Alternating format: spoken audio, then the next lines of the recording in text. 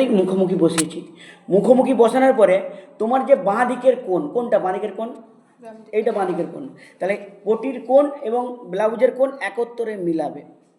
মিলিয়েছি, মিলিয়ে নেওয়ার পরে এটাকে এবার ধরলাম, আলটিমেটলি বোঝা গেছে। এরকম মিলিয়েছি, মিলিয়ে নেওয়ার পরে এরকম করে গেছি। এবার এটা যদি আমি না মিলাতাম, এটা ছোটো বড়ো হয়ে যেত, তাহলে শৌখিন হতো না। এবার আমি বাঁ দিক থেকে এক চাপে ধরলাম,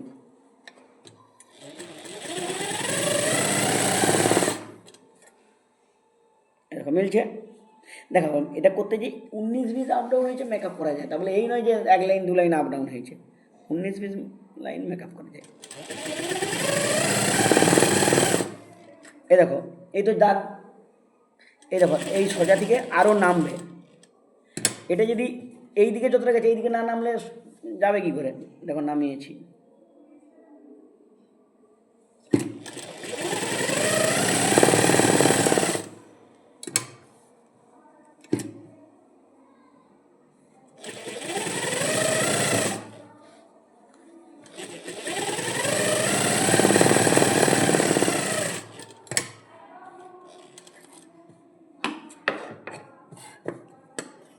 পরে সমান করে কাটবো। এখন আমি কি করলাম, বেশি এটা নেই।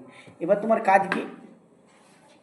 এবার তোমার কাছে এই যে সেলাইটা আছে, এই দেখো এই সেলাইটা যে আমি করেছি, এই দেখো, দেখো সেলাই বুননের মানে কাপড় বুননের দুটো সুতোর আগে রেখে দিয়েছি, সেলাই বুননের দুটো সুতো আগে রেখে দিয়েছি, এই দেখো। এবার এইটা কাটার পরে না, এটাকে ছাট করে টানবে না, খুলে চলে আসবে। এবার কি করবে, এটাকে এই ধারে মুড়বে, একই নিয়ম ওটা যেমন করতে, সেটা ওরে যেমনই নিয়ম, সোজা সোজা মুখোমুখি রেখে পটির উপরে সেলাই দেয়।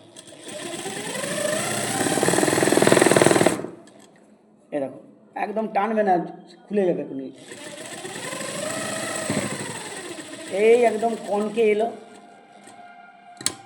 ঘোরালে এটা কনকে এলে কী হচ্ছে দেখো, এটা এইদিকে সেলাই হবে, কিন্তু এইদিকে সেলাই হলে কী করে করবো, করতে পারবো না। তাহলে এটা কোন দিক, এর বিপরীত মুড়ো, দেখো যা বিপরীত মুড়ে দেবে এটা খুলে গেল।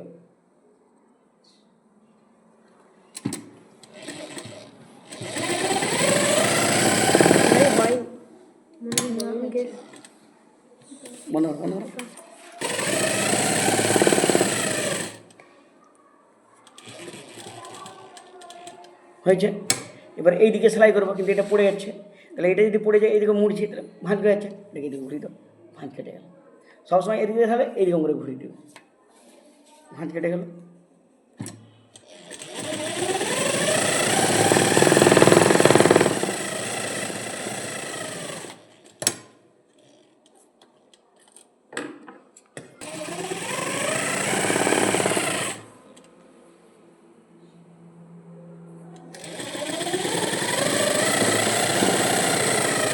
এদিকটা মুড়লে খুলে দাও,